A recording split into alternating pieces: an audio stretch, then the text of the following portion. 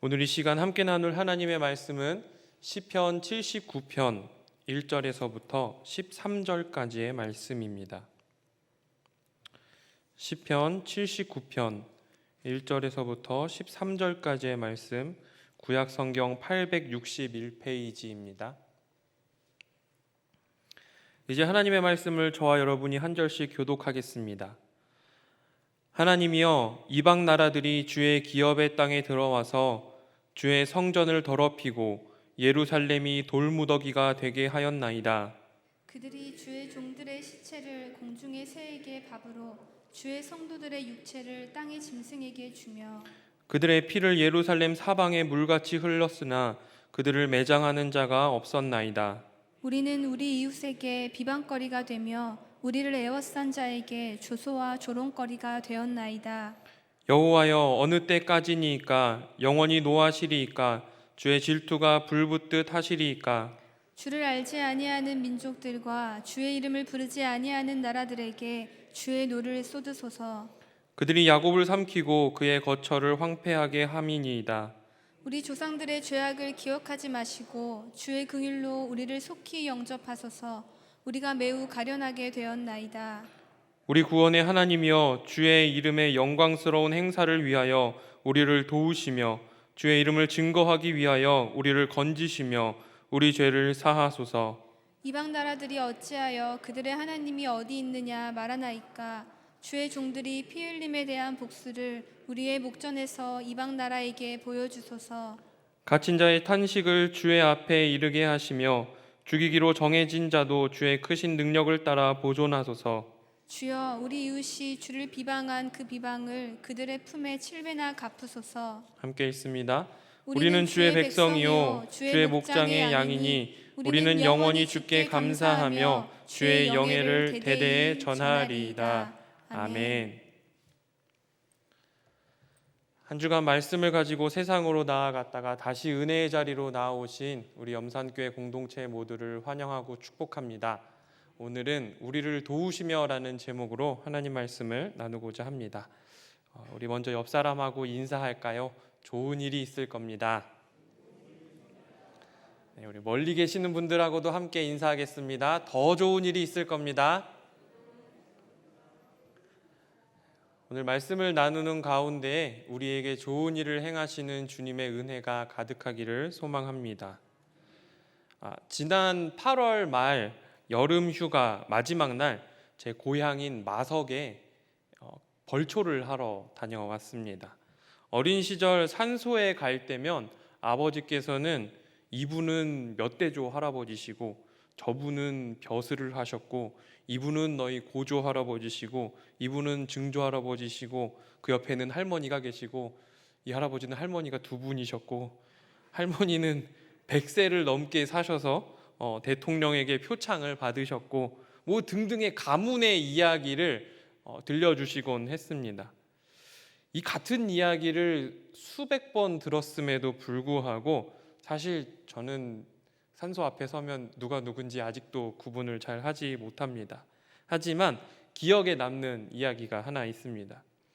저희 고조 할아버지께서는 당시 대한제국의 5손가락 안에 드는 한옥을 짓는 장인이셨다고 합니다. 그냥 기와집이 아니라 아주 대궐 같은 집을 짓는 장인이셨다고 합니다. 돈도 엄청 많이 버셔서 당시에 99칸 기와집, 어마어마한 기와집이었겠죠. 그런 큰 부자셨다고 하는데, 하지만 그 아들, 저의 증조 할아버지께서 돌을 닦으셨는데요. 그 돌을 닦으면서 하루에 한 마리씩 소를 잡아서 제사를 지냈다고 하더라고. 제사를 지냈다고 합니다. 마치 일천번제처럼 말입니다. 그렇게 모든 가산을 다 탕진하시고 모든 땅을 다 팔아서 이 돌을 닦는 데 쓰셨던 증조 할아버지께서는 어느 정도의 경지의 이 수준에 오르시긴 했는데 아버지 표현에 의하면 앉아서 주문을 외우면 머리가 천정에 닿았다, 이런 이야기를 하시더라고요. 그것까지는 확인할 길이 없고요. 아무튼 그렇게 수많은 재물을 바치면서 돌을 닦으셨지만 득도의 경지에 이르지 못하고 돌아가실 때가 되어서 자녀들에게 내가 닦았던 이 돌을 너희들이 이어서 내 뜻을 유지를 이어받아 돌을 완성해라 라고 하셨다 합니다. 하지만 할아버지께서 그것을 거부하셨다고 하더라고요. 예전에는 집안의 일이 좀 잘 풀리지 않으면 굿을 하지 않았습니까? 그렇게 굿을 할 때면 언제나 증조 할아버지께서 나타나셔서 내 뜻을 이어받아 돌을 닦아야 집안이 잘 된다라는 이야기를 했다고 하더라고요. 결국 저희 할아버지께서는 끝까지 그것을 이어받지 않으셨고 어린 제 눈으로 보기에도 저희 할아버지는 참 많이 고생하시다가 돌아가셨습니다. 이 이야기를 어릴 적 아버지에게서 참 많이 들었는데요. 그때마다 저희 아버지께서는 우리 가문은 하나님께 큰 죄를 지은 가문이다. 그래서 아빠는 훗날 우리 자손 중에서 하나님을 기쁘시게 하는 하나님의 큰 일꾼이 태어나기를 지금부터 기도하고 있다라고 말씀하셨습니다. 아무에게도 사실 이야기하지 않았는데요. 제가 목사가 되기로 결심한 데에 그때의 아버지의 말씀이 조금은 영향이 있었습니다. 그리고 어린 시절 집안이 어려워질 때면 우리 집안이 옛날에 그렇게 우상을 열심히 섬겨서 그렇게 다른 신을 섬겼기 때문에 하나님께서 우리에게 벌을 주시나 보다 하는 생각도 있었습니다. 때문에 저에게는 하나님께서 굉장히 오랜 기간 동안 하나님은 무서운 분, 함부로 내 속마음을 드러내기도 어려운 저 멀리 딴 세상 존재 같았습니다. 오늘 시편 79편의 표제는 이렇게 적혀 있습니다. 아삽의 시. 이 아삽이라는 사람은 다윗과 솔로몬 시대의 찬양 대장이었습니다. 그런데 오늘 시편의 내용은 예루살렘 성전이 완전히 무너진 이후의 상황을 노래하고 있기 때문에 시대적인, 시간적인 그 다윗과 솔로몬 시대에 활동했던 아삽이 아니라 시대적인 간격이 있으므로 아삽의 시라고 쓰여져 있기는 하지만 아삽이라는 인물이 직접 지은 시라기보다 아삽의 자손들이 지은 대대로 성전에서 찬양 대장으로 섬기던 가문의 인물이 기록한 시편이라고 보는 것이 조금 더 타당할 것 같습니다. 시편 기자가 오늘 시편 79편 이 애가 슬픈 노래를 부를 당시의 상황을 조금 살펴보면 주전 586년에 바벨론에 의해서 예루살렘이 멸망하였습니다. 성전은 완전히 파괴되었고 성전 안에 있던 성물은 모두 바벨론이 약탈해 갔습니다. 뿐만 아니라 이스라엘 백성들은 무참히 학살당했습니다. 시편 기자는 이 상황에 대해서 이렇게 묘사하고 있습니다. 1절에서 3절을 보십시오. 제가 세번역으로 담임 목사님처럼 세번역으로 성경을 읽어보겠습니다. 하나님, 이방인들이 주의 땅으로 들어와서 주의 성전을 더럽히고 예루살렘을 돌무더기로 만들었습니다.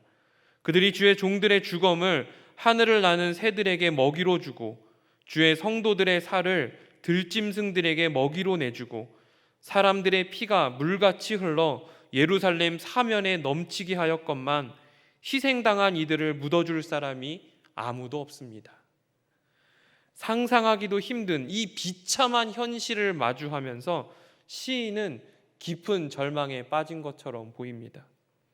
이것을 눈으로 목격했던 찬양대장 아삽의 후손은 이 모든 상황이 그들의 조상들이 하나님께 범죄했기 때문이라고 생각했습니다. 그리고 자신들을 회복시킬 수 있는 유일한 분이 하나님이심도 잘 알고 있었던 것 같습니다. 이러한 상황 가운데 이러한 심정으로 비통한 심정으로 오늘 시편 79편을 노래하고 있는 것이지요. 그렇다면 시편 기자의 노래를 통해서 우리가 무엇을 깨달을 수 있고 또한 오늘을 살아가는 우리 그리스도인들이 어떻게 살아가야 하는지 말씀을 통해 잠시 묵상해 보고자 합니다. 첫째로 그럼에도 불구하고 기도할 수 있다는 것입니다. 앞서 살펴본 것처럼 지금 이스라엘은 철저히 무너졌습니다. 비참하고 처참합니다. 무엇을 어떻게 해야 하는지 막막하기만 합니다. 하지만 그럼에도 불구하고 오늘 시인은, 이 시편 기자는 하나님을 찾고 있습니다. 한글 성경에서도 시편 79편은 하나님이여 라고 하면서 하나님을 찾고 있는데요, 히브리어 성경도 마찬가지입니다. 엘로힘, 하나님 하고 모든 것이 무너지고 모든 것이 박살이 났고 모든 것이 다 처참하게 끝나버린 것 같은 이 상황에서도 그럼에도 불구하고 하나님 앞에 절규하며 부르짖고 하나님을 찾고 있습니다. 이처럼 아무리 절망적이어도, 아무리 어려워도, 아무리 비참해도 하나님께 기도할 수 있다. 이것이 시편 79편 전체를 아우르는 큰 주제라 할 수 있습니다. 올해 제 나이가 이제 40이 되었는데요, 40을 불혹이라고 하지 않습니까? 세상 일에 정신을 빼앗겨 판단을 흐리는 일이 없는 나이, 쉽게 흔들리지 않는 나이, 불혹. 저의 20대를 돌아보니 하루하루 힘겨운 날들이 참 많았습니다. 30대에는 스스로 초라하다 느낄 때가 많았습니다. 남들에게 있는 스펙이 없고 든든한 백도 없고 그렇다고 뛰어난 재주가 있는 것도 아니고 좀 편해졌다 싶을 때면 어김없이 고난과 고통이 저의 삶을 짓누르곤 했습니다. 그런데 그 시간들을 다 견디고 버티고 나니 오늘에까지 이르게 되었습니다. 말씀을 묵상하면서 스치듯 지나간 어떤 사람의 이야기가 떠올랐습니다. 나이가 든다는 것, 나이를 먹는 게 아니라 나이가 든다는 것은 괴로움과 질병과 갈등과 고통과 외로움을 이기는 힘이 생기는 것이다. 저는 이것을 기독교적인 용어로 성숙이라는 단어로 표현해 보려고 합니다. 고통과 고난을 버티고 견디어 이기는 힘, 그것을 성숙이라 한다면 신앙의 성숙은 기도로부터 시작하는 줄 믿습니다. 그리스도인의 성숙은 그럼에도 불구하고 아무리 힘겨워도 아무리 비참해도 다 무너졌어도 그럼에도 불구하고 드리는 기도에서부터 출발한다는 것이지요. 우리는 우리에게 닥친 어려움을 기도로 이길 수 있습니다. 또한 어려움이 있어도 그 순간 기도할 수 있다면 저는 그것이 곧 믿음이라고 생각합니다. 우리 주변에도 삶이 무너지고 고통 속에 살아가는 분들이 있지 않습니까? 오래전 신방을 할 때 굉장히 오랜 질병으로 힘겨워 하시면서 또 가족들도 다 어려워 하시는 권사님 한 분이 계셨습니다. 너무나도 힘겹고 어려운 그 상황을 다 듣고 나니 뭐라 쉽사리 이렇게 위로의 말조차 꺼내기가 참 힘겹더라고요. 그런데 그 권사님께서 뜻밖의 말씀을 하셨습니다. 목사님, 이렇게 힘들고 어려워도 기도할 수 있으니 은혜입니다. 제가 좀 의아했어요. 좀 이렇게 좀 생뚱맞은 표현을 이렇게 짓고 있자 저는 이렇게 목사님과 교우들에게 중보기도 요청이라도 할 수 있지만 어떤 사람들은 기도 요청조차 할 수 없는, 누구에게도 말하지 못하는 아픔이나 부끄러운 상처들이 있잖아요. 그래서 이렇게 목사님과 이야기 나누고 목사님과 나눌 수 있는 이 아픔조차 저에게는 은혜입니다. 사랑하는 염산교회 공동체 여러분, 혹시 오늘 이 자리에 오신 성도님들 가운데 남들에게 털어놓지 못하는 아픔과 고민을 가지신 분들이 계십니까? 소리내어 기도할 수 없을 만큼 누군가 알아버리면 지금까지의 나의 모습을 모두 다 부정해버리는 것 같아서 속으로 곱씹고 있는 철저한 무너짐이 있으십니까? 그렇다면 기억하십시오. 우리 인생에 기도할 수 없는 일은 없습니다. 오늘 시편 기자는 비참함과 처절함을 견디면서 하나님을 부르고 있습니다. 우리의 삶의 회복은 하나님을 찾는 것에서부터 시작한다는 것을 꼭 기억하십시오. 우리가 하나님께 기도할 때 하나님께서, 주님께서 우리를 품어 주실 것입니다. 두 번째로 우리는 하나님 앞에 철저하게 회개해야 합니다. 8절 말씀을 보니 시인은 이스라엘의 멸망이, 자신들이 당하는 이 고통이 조상들의 죄 때문이라고 생각했던 것 같습니다. 8절을 제가 봉독하겠습니다. 우리 조상의 죄악을 기억하여 우리에게 돌리지 마십시오. 언뜻 보면은 이 시인이 좀 억울해하는 것 같아 보입니다. 내 죄가 아니라, 우리의 죄가 아니라 우리 조상들의 죄로 인해서 예루살렘이, 이스라엘이 멸망했다고 생각하는 것 같아 보이기 때문이지요. 사실 어쩌면 이것은 이 시인뿐 아니라 당시에 죽임을 당했던 사람들, 포로로 끌려갔던 사람들이 가지고 있던 공통적인 생각이었을지도 모릅니다. 출애굽기에서 하나님은 질투하는 하나님이라고, 하나님을 미워하는 자의 죄를 갚되 3, 4대까지 이르게 하겠다고 하셨던 그 말씀을 떠올리면서 우리 조상들 때문에 우리가 이런 아픔을 당하고 있구나 생각했을지도 모릅니다. 하지만 그것은 아주 잘못된 생각입니다. 이스라엘의 멸망은 조상들의 죄뿐만 아니라 그들의 죄를 끊어버리지 못하고 계속 이어져 내려온 그 죄와 타협하며 살았던 자신들의 죄 때문이었기 때문입니다. 성도님들, 진짜 회개는 죄의 원인을 타인에게서 혹은 상황에게서 찾는 것이 아니라 내 안에 있는 불신과 내 안에 있는 교만을 버리는 것이 진짜 회개입니다. 물론 하나님께서 허락하신 고난에는 여러 가지 이유가 있습니다. 그런데 만약 고난과 고통의 원인을 타인이나 상황에서 찾고 있었다고 한다면, 지금까지 우리가 그랬다고 한다면, 이제는 내 속에, 나의 삶 가운데 하나님의 말씀을 불순종했던 것은 없었는지, 내 안에 지난날의 죄를 답습하고 죄를 모르는 척하며 끊어버리지 못했던 그 남겨두었던 죄된 모습이 없었는지 되돌아보아야 합니다. 그리고 이제 하나님 앞에서 우리의 죄를 고백합시다. 누구 때문도 아닌 나 때문에 내 속에 가득 차 있는 그 죄를 하나님 앞에 솔직하게 고백하는 시간이 되기를 원합니다. 세 번째로, 우리는 주님의 긍휼히 여기심을 기대하고 바라야 합니다. 고난의 상황에도 불구하고 기도할 수 있다.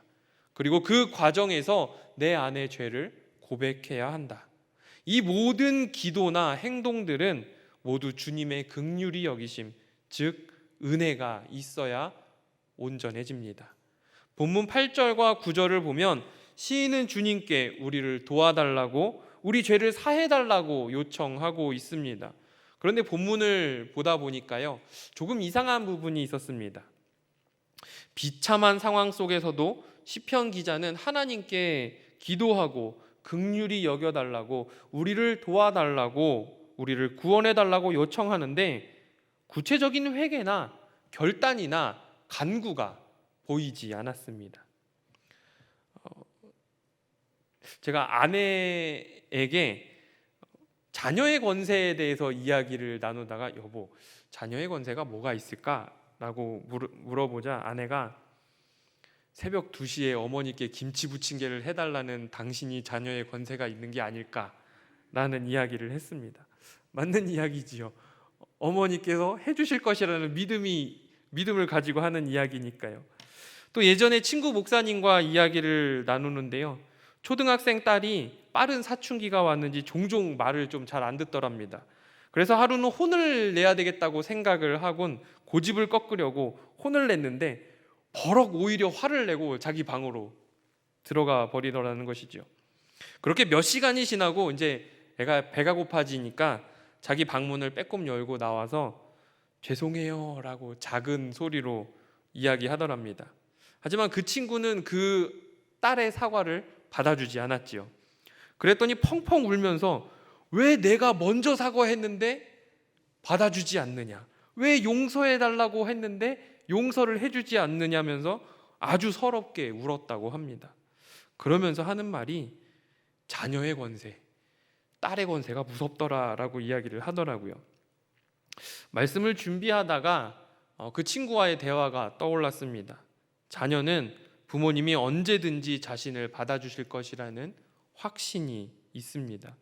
내가 무엇을 잘못했는지 구체적으로 다 말하지 않아도 때로는 그렇게 다 일일이 언급하지 않아도 잘못했어요, 다시는 안 그럴게요 하면 다시 나를 안아줄 것이라는 확신을 가지고 있는 것이지요. 그런 확신이 어디서 온다고요? 자녀의 권세로부터 온다는 것입니다. 저는 시인의 노래에서 주인의 긍휼히 여기심을 기대하는 자녀의 마음을 깨달았습니다. 비록 지금은 우리가 조상들의 잘못으로 인해 그리고 그것을 묵인하고 적당하게 타협하면서 하나님보다 세상의 힘을 더 의지한 결과로 지울 수 없는 고통을 당하고 있지만 우리를 구원하실 분이 하나님밖에 없다. 그리고 그분은 우리가 돌이키기만 하면, 하나님께로 돌아오기만 하면 언제든지 우리를 품어주실 것이라 확신하고 있다는 생각이 들었습니다. 목회를 하면서 성도님들과 이야기를 나눠보면 생각보다 많은 성도님들이 하나님을 두려운 분으로 이해하고 있음을 알게 됩니다. 저도 그렇게 생각했던 적이 있습니다. 지금 나의 고난은, 지금 내가 겪고 있는 상황은 다 나의 죄 때문이야. 내 속의 생각과 죄를 하나님께 다 털어놓으면 오히려 하나님이 나에게 더 큰 벌을 내리실지도 몰라. 어떻게 염치 없이 하나님께 이런 것까지 얘기해? 성도님들, 이런 생각은 염치 없는 것이 아니라 믿음이 없는 겁니다. 물론 하나님은 공의의 하나님, 정의의 하나님이십니다. 하지만 하나님의 가장 중요한 속성은 사랑의 하나님이라는 것입니다. 쉽게 끊어버리지 못한 반복되는 실수와 죄악 속에서도 끝까지 우리를 포기하지 않으시는 분, 그분이 우리의 하나님이십니다. 심지어 피조물의 형상으로 이 땅에 오셔서 죄 없이 고통받고 사람들 손에 죽으셔서 우리의 모든 죄를 대속하신 분, 죽음에서 부활하셔서 지금도 말할 수 없는 탄식으로 우리를 위해 중보하시는 분, 그분이 하나님이십니다. 주님의 긍휼히 여기심의 은혜를 구하며 우리의 죄를 주님 앞에 자복하고 회개할 때 때로는 그것조차 할 수 없어서 주님, 주님 이렇게 주님의 이름을 부를 때 주님께서 우리를 품어주시고 우리를 회복시켜 주실 줄 믿습니다. 말씀을 정리하겠습니다. 우리의 인생 가운데 감당할 수 없는 고난이 찾아올 때 사람들은 쉽게 자책하거나 원망하곤 합니다. 그러나 그리스도인들은 원망과 자책이 아니라 회개와 은혜의 간구로 나아가야 합니다. 고통이 있을 때, 고난을 만날 때 성도님들 기도하십시오. 때로는 기도할 힘조차 나지 않아서 모든 것을 포기해버리고 싶을 때도 있을지도 모릅니다. 그러나 그때에도 주님, 주여, 주의 이름을, 하나님, 주의 이름을 부르십시오. 우리의 아픔을 해결할 유일한 하나님, 우리가 큰 죄를 지었어도 지금도 여전히 우리를 바라보시며 우리를 향해 두 팔을 벌려 기다리고 계시는 주님께 나아갑시다. 이런 이야기가 있지 않습니까? 5만 원짜리를 가지고 여기를 이 5만 원짜리를 구겨도 5만 원의 가치가 있고 침을 뱉고 훼손했어도 그 가치가 변하지 않는 것처럼 누가복음 15장에 나오는 이 탕자의 마음, 아버지께 큰 잘못을 저지르고 세상에서 상처받고 초라한 모습이 되었어도 아버지께로 가면 살 수 있다, 아버지께로 돌아가자 마음 먹었던 이 둘째 아들의 믿음이 우리를 회복시키는 출발점이 됩니다. 자녀의 권세를 가지고 하나님께서 우리를 반드시 품어주실 것이라는 그 믿음을 가지고 오늘 이 밤에 주님 앞으로 나아갈 때 주님께서 우리를 회복시켜 주실 줄 믿습니다. 기도하겠습니다. 참 좋으신 하나님, 이 시간 우리가 우리의 상처 입은 마음과 우리의 연약함과 우리의 부족함과 우리의 무지와 우리의 모든 죄악들을 주의 십자가 앞에 내려놓습니다. 하나님, 우리를 품어주시고 우리를 회복시켜 주시옵소서. 남들에게 말할 수 없는 아픔과 상처를 가지고 나아온 이가 있습니다. 하나님, 그들의 마음을 위로하여 주시고 주의 은혜로 우리를 덧입혀 주옵소서. 예수님의 이름으로 기도합니다. 아멘.